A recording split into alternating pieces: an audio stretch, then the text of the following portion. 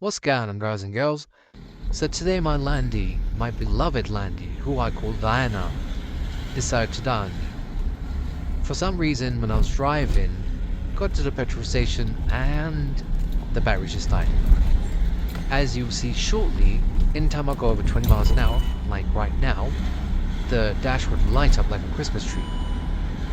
All these signs on the dash were giving me an indication that potentially my car is going into restricted mode.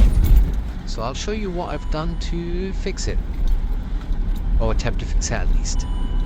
So we jumped the car in the morning, the dash was still displayed like a Christmas tree. We did a diagnostic.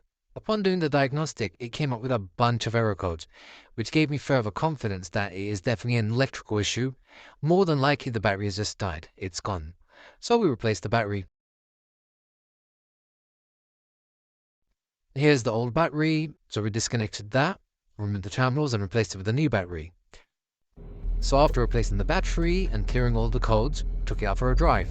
And you will see that now it no longer goes into restricted mode after 20 miles an hour, and it's driving fine. So all along it was just the battery issue, which caused the car to go into restricted mode, or as other people might call it, limp mode. A simple fix, which Landys like to always overcomplicate. But you can see it's driving fine, and yeah, that's a wrap.